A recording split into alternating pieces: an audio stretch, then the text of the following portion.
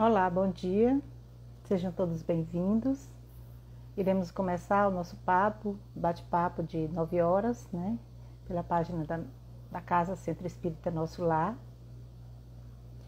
E vamos aguardar um pouco a entrada da intérprete de Libras.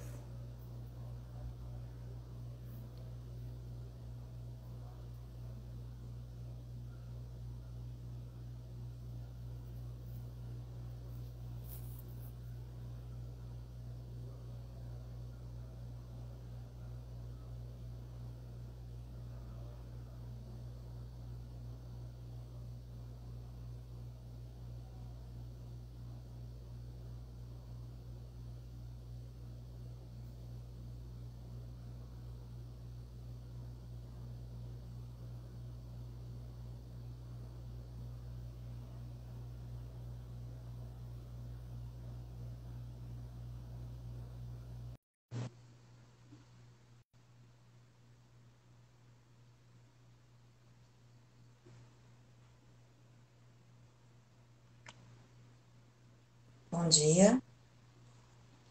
Olá, bom dia, seja bem-vinda. Obrigada. Deixa eu só me arrumar aqui que deu para melhorar aqui a Estão conseguindo, fazer conseguindo me ouvir? aqui.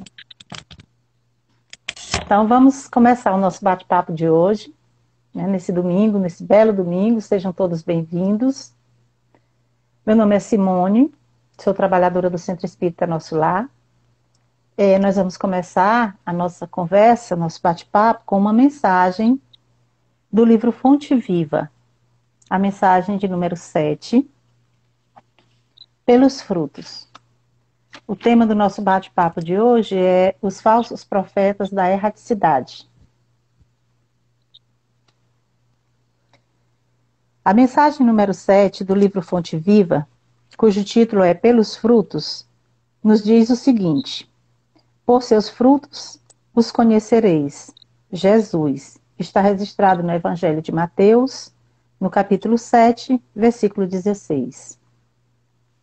Nem pelo tamanho, nem pela configuração, nem pelas ramagens, nem pela impotência da copa, nem pelos rebentos verdes, nem pelas pontas ressequidas, nem pelo aspecto brilhante, nem pela apresentação desagradável, nem pela vetustez do tronco, nem pela fragilidade das folhas, nem pela casca rústica ou delicada, nem pelas flores perfumadas ou inodoras, nem pelo aroma atraente, nem pelas emanações repulsivas. Árvore alguma será conhecida ou amada pelas aparências exteriores, mas sim pelos frutos, pela utilidade, pela produção. Assim também, nosso espírito em plena jornada. Ninguém que se consagre realmente à verdade dará testemunho de nós pelo que pareceremos, pela superficialidade da nossa vida, pela epiderme de nossas atitudes ou expressões individuais, percebidas ou apreciadas de passagem, mas sim pela substância de nossa colaboração no progresso comum, pela importância do nosso concurso no bem geral. Pelos frutos os conhecereis, disse Jesus. Pelas nossas ações seremos conhecidos, repetiremos nós. Então, essa mensagem ela é muito forte, muito importante, porque ela nos faz refletir acerca da nossa responsabilidade para com as nossas atitudes, para com as nossas ações. Se nos dissemos verdadeiramente cristãos, verdadeiramente espíritas, nós precisamos ter as nossas atitudes e as nossas ações condizentes com a nossa fala, né? Então, a nossa conversa de hoje, os falsos profetas da erraticidade, antes de entrar diretamente no tema, nós vamos fazer alguns esclarecimentos para que esse bate-papo fique mais compreensível. Nós vamos encontrar nos evangelhos citações registros dos evangelistas que nos remetem a essa melhor compreensão.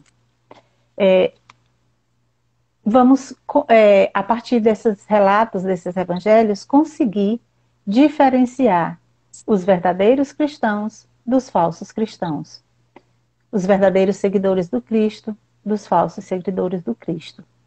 Então, para começar, a gente tem um registro no Evangelho de Lucas, que é exatamente o tema dessa mensagem que foi lida, né? Conhece-se a árvore pelo fruto. Uma árvore má não pode produzir bons frutos. Uma árvore ruim, uma árvore boa, não pode produzir maus frutos. Está no Evangelho de Lucas, no capítulo 6. Conhece-se a árvore pelo fruto. Essa árvore somos todos nós. E os frutos são as nossas atitudes. Se somos bons, nossas atitudes serão boas. Se não somos bons, nossas atitudes serão más. Não adianta ter um discurso bonito, né? Nós vamos encontrar essas árvores em toda ao nosso redor. Pessoas que convivem conosco, um pouco de nós mesmos, com belas palavras e atitudes que não são condizentes. Então, os frutos dessas árvores ainda não são bons.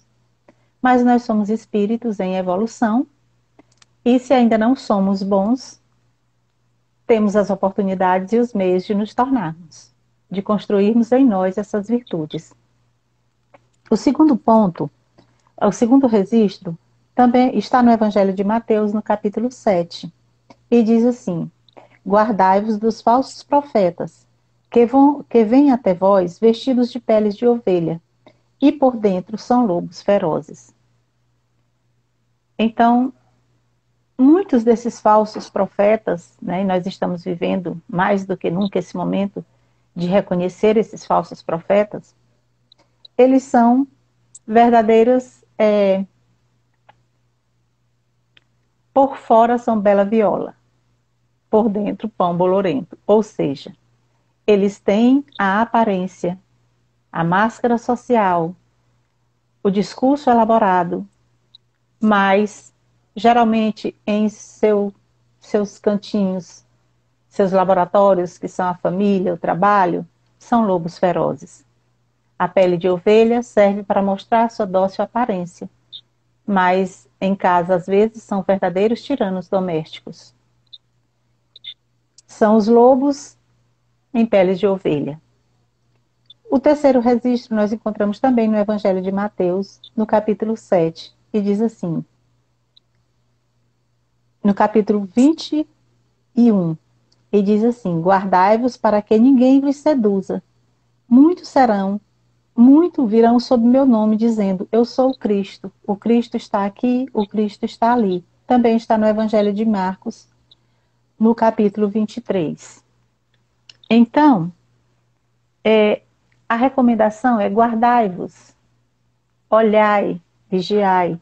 Muitos se dirão, eu sou o Cristo está aqui, o Cristo está ali.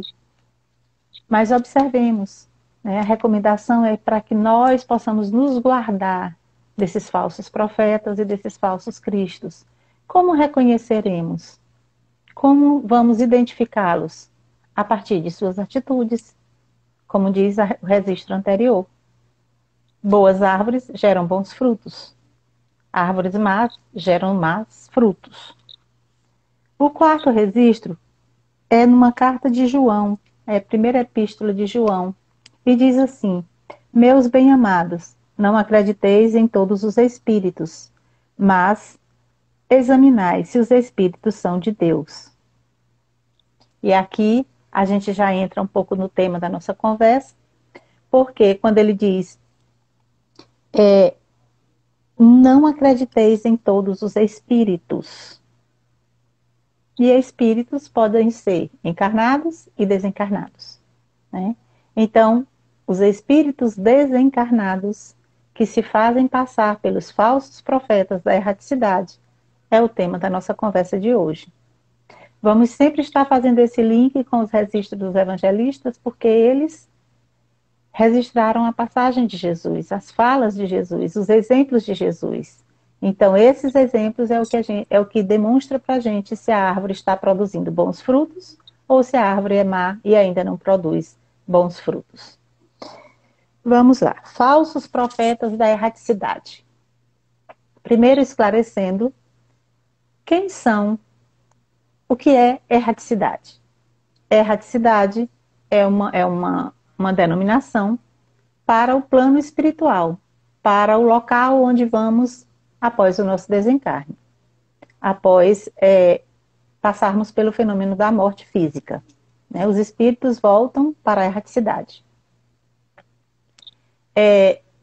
Na erraticidade, como o próprio Jesus disse, há muitas moradas na casa do Pai. Então, há moradas de todos os tipos, assim como aqui, nesse plano que estamos. Né?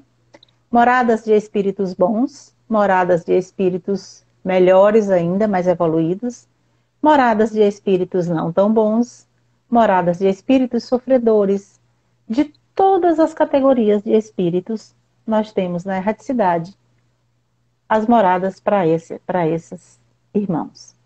Então, a erraticidade é morada no outro plano. E os falsos profetas, quem são? São aqueles que se manifestam nas reuniões mediúnicas e se fazem passar, geralmente usando nomes de pessoas, nomes que nos despertam respeito, que nos despertam admiração, que são considerados pessoas da mais alta moralidade. Então, primeiro, espíritos bons, o próprio nome já diz, são espíritos bons. Eles jamais vão recomendar qualquer coisa que esteja contrárias às leis divinas, qualquer coisa que esteja contrárias aos postulados de Jesus.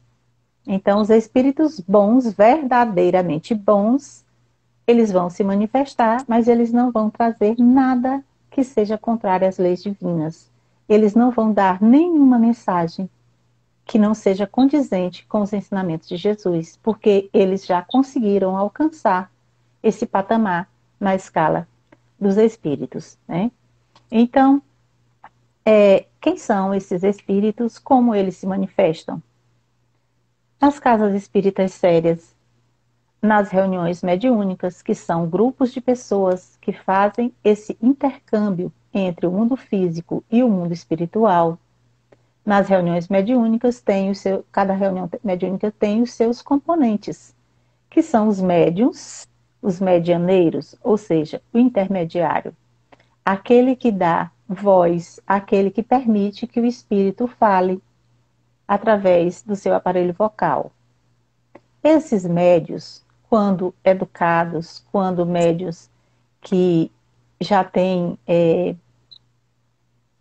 a elevação moral adequada, quando se preparam para o exercício da mediunidade, eles não se deixam enganar por esses espíritos, por esses falsos profetas, porque eles percebem a comunicação e os dirigentes das reuniões mediúnicas, que geralmente são pessoas de muito conhecimento espírita, de muito conhecimento dos ensinamentos de Jesus, pessoas preparadas para o exercício daquela função, elas percebem também que ali há um irmão que não é verdadeiro.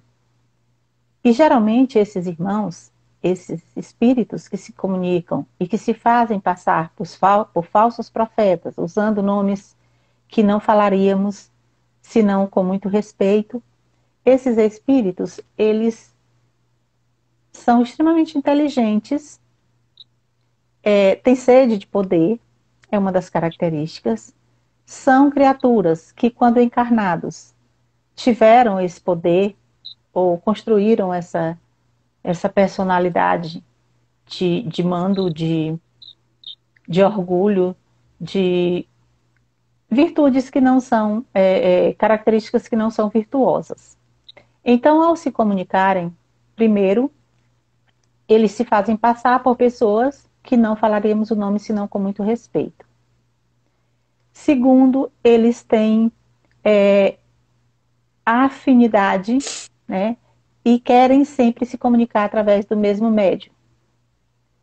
Outro ponto importante, que os dirigentes de reunião mediúnica devem ficar atentos a isso.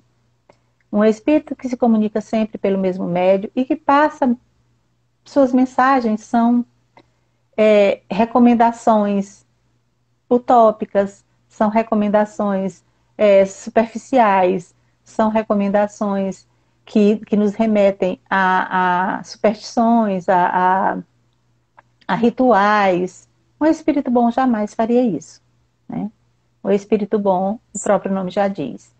E outra coisa que é muito usual e que é outra característica desses espíritos é que eles disseminam o ódio, disseminam o rancor e pregam a desunião do grupo.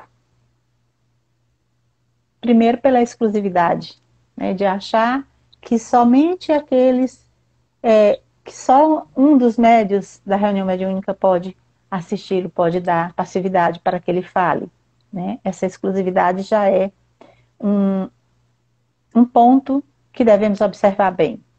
Então, esses espíritos, eles pregam a união, a desunião do grupo, na verdade. Eles são causas de muitas obsessões.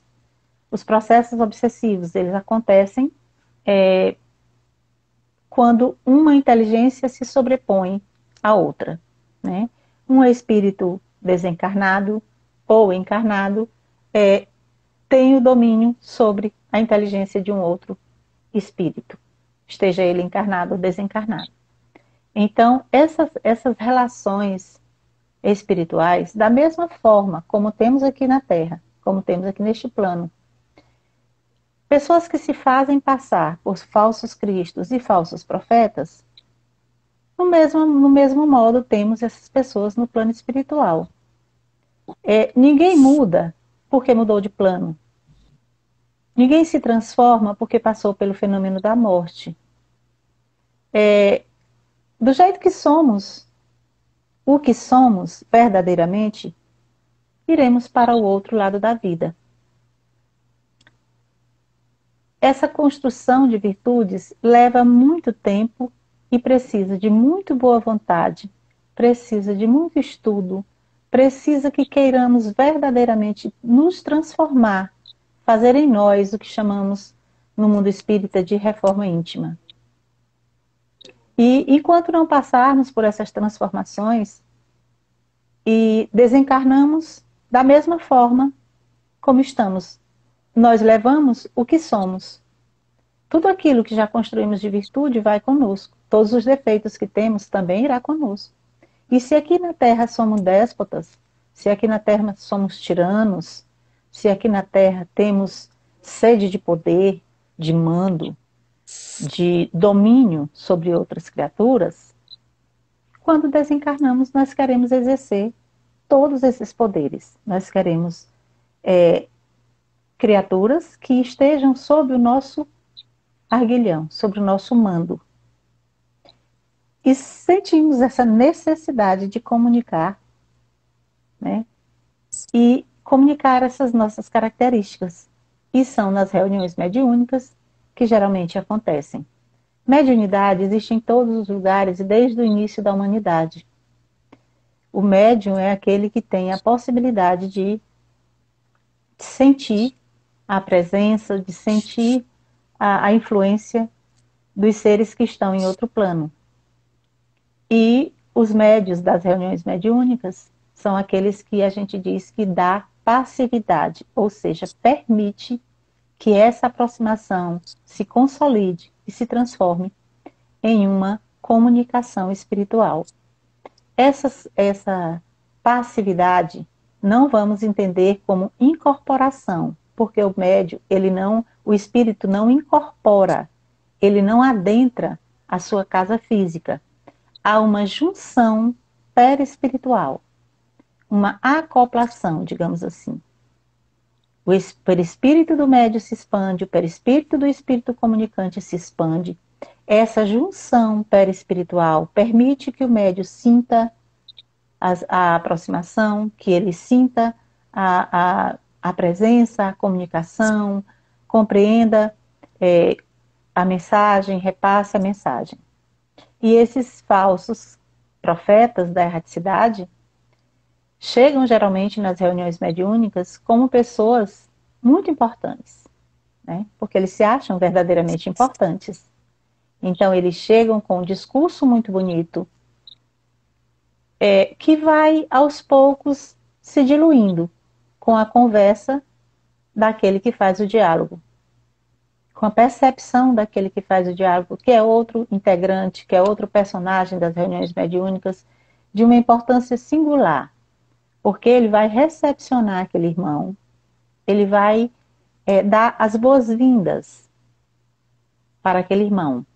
E nessas boas-vindas, ele já começa a sentir que tipo de personalidade ele está recebendo, ele está conversando. E ao longo do diálogo, ele vai percebendo todas as características que os falsos profetas geralmente apresentam. Uma linguagem elaborada, uma inteligência que se diz superior, e aí se perde na moralidade, né?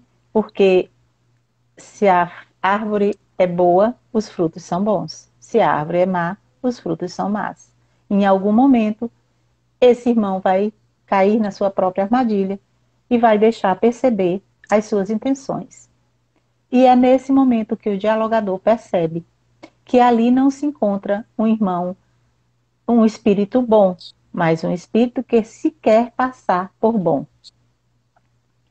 E geralmente eles têm uma grande possibilidade de causar obsessões por conta daquilo que conhecem, de como dominam, de como têm o domínio de outras mentes sobre o seu comando. Então, ele consegue estabelecer esses processos obsessivos. Eles criam a desunião do grupo, eles interferem no funcionamento das casas espíritas, porque eles são capazes de seduzir o grupo inteiro, de causar esse estado de instabilidade no grupo. Pela sua conversa bonita, pelas orientações que repassa, enquanto não é percebido que é um imbróglio, que é um engano, ele tem o domínio. Então ele causa o isolamento das pessoas, porque ele desperta nas pessoas o seu lado vaidoso, o médio que acha que está dando passividade. Por exemplo, ao Dr. Bezerra de Menezes, a Joana de Ângeles, a figuras do mundo espiritual que são extremamente respeitados. O médium que acha que está dando passividade a esses irmãos, se ele tem em si ainda a vaidade, o orgulho, ele vai se sentir extremamente vaidoso, extremamente orgulhoso daquilo.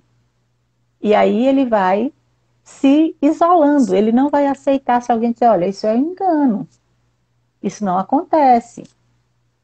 Ele não vai entender que nesse momento da nossa existência nós não temos ainda em nós essas energias, essa pureza espiritual, essa moralidade desenvolvida para que possamos dar passividade a esses irmãos de tão alta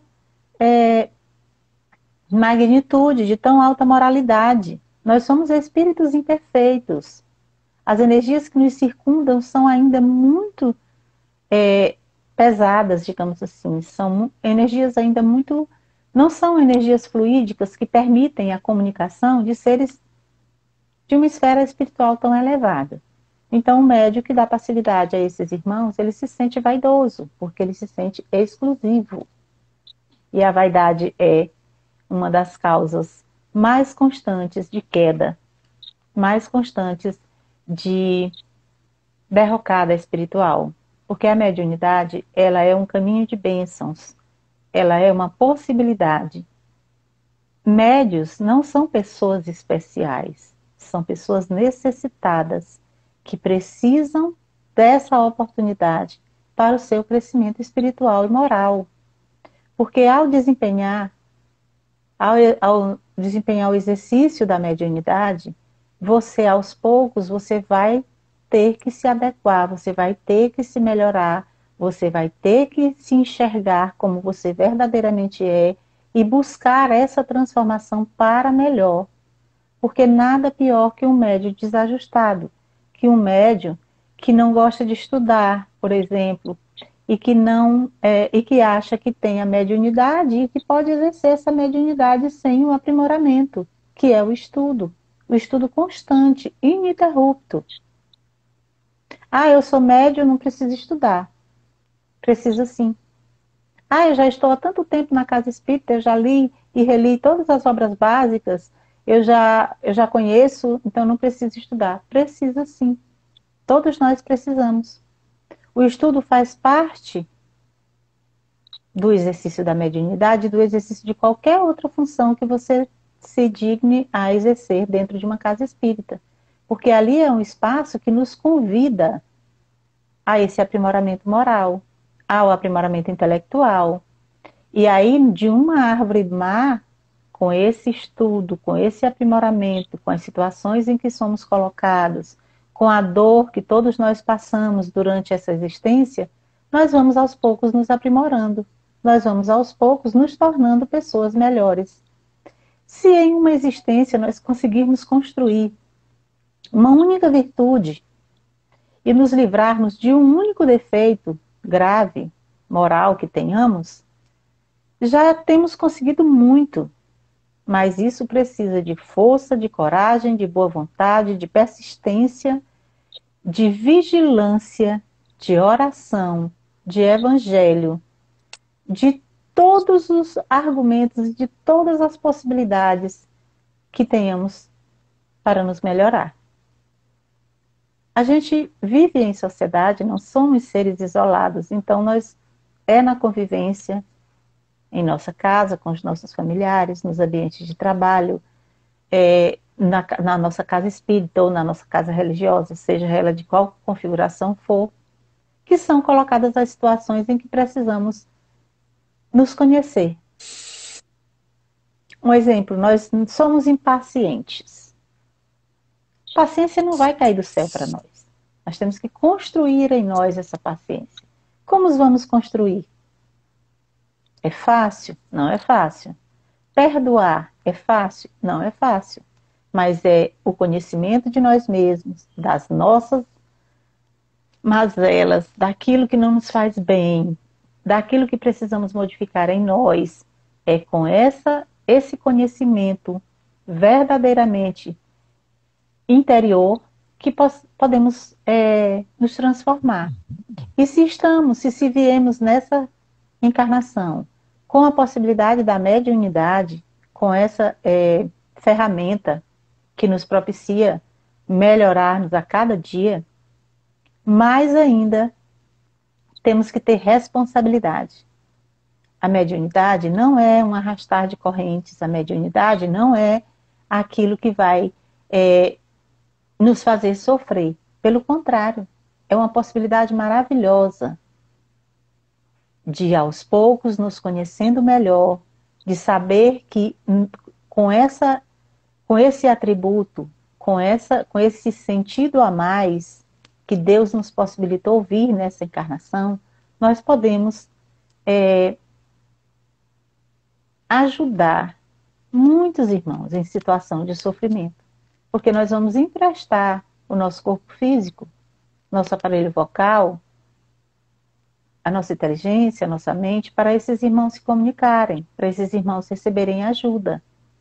E quando nós usamos essa ferramenta para despertar em nós o nosso orgulho e a nossa vaidade, nós estamos plantando aquilo que mais tarde iremos colher, geralmente pela dor, né? A mediunidade é uma possibilidade de amor, mas também é uma possibilidade de queda para aqueles que não querem se melhorar. Então, esses falsos profetas da erraticidade, eles se comunicam nas reuniões mediúnicas com um objetivo muito claro de causar no grupo a desunião, de passar mensagens místicas, de teor totalmente em desacordo com o que nos ensina o Evangelho, totalmente em desacordo com os exemplos de Jesus, totalmente em desacordo com aquilo que Kardec deixou como orientação para todos nós, no livro dos médiuns, no livro dos espíritos, no Evangelho, no céu e inferno, na Gênese, em todo o seu Pentateuco. Em todos os livros nós encontramos. O livro dos médiuns é uma ferramenta de estudo constante para aqueles que exercem a mediunidade. E as obras complementares, né, que vão nos permitir conhecer, ver como essas comunicações acontecem, né, e como podemos combater esse tipo de comunicação. E aí, como podemos combater? O que vai fazer, o que vai permitir com que reconheçamos um falso profeta da erraticidade? O conhecimento que temos, o conhecimento dos dirigentes da reunião mediúnica, porque eles estão ali para conduzir do ponto de vista terreno a reunião. Temos duas equipes constantes, a equipe encarnada e a equipe desencarnada. Mas a equipe desencarnada espera que nós, encarnados, possamos exercer as nossas funções com responsabilidade.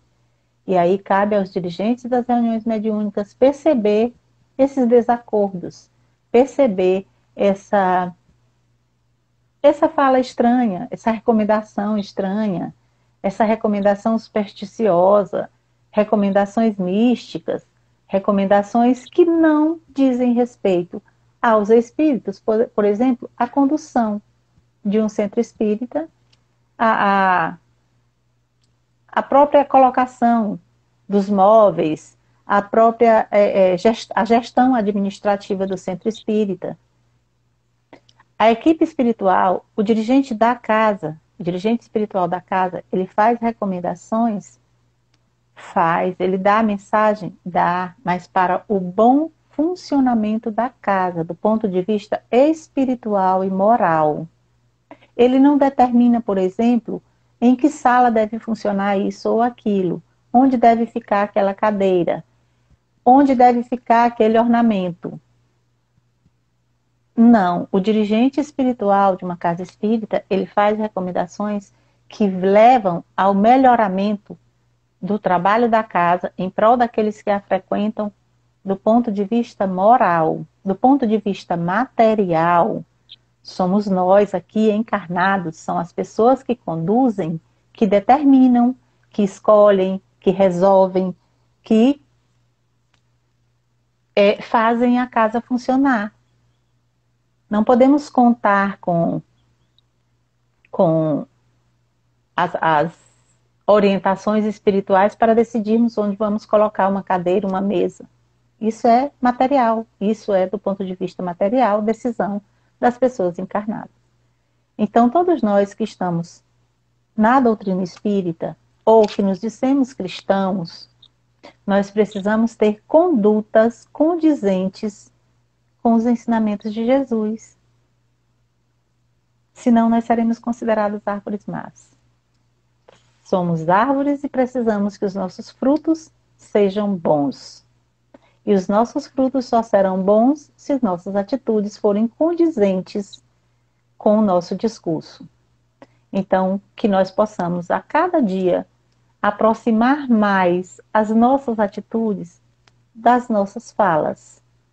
E que possamos cada vez nos preparar mais e melhor para o exercício do nosso trabalho, para o exercício da nossa função, daquilo que viemos com o propósito de fazer, que é nos aprimorar moralmente, intelectualmente e melhorar as nossas relações. É isso que precisamos, aprender com o Cristo, a servir com o Cristo e lembrando que Ele nos disse: orai e vigiai. E olhai, orai e vigiai. Para que possamos ser verdadeiramente cristãos, para que possamos ser verdadeiramente espíritas.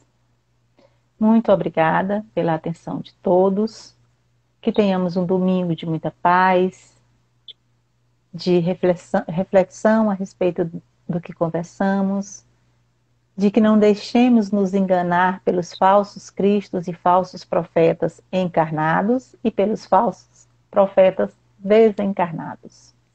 Muito bom dia a todos. Fiquem bem e que a paz de Jesus esteja com vocês. Um abraço.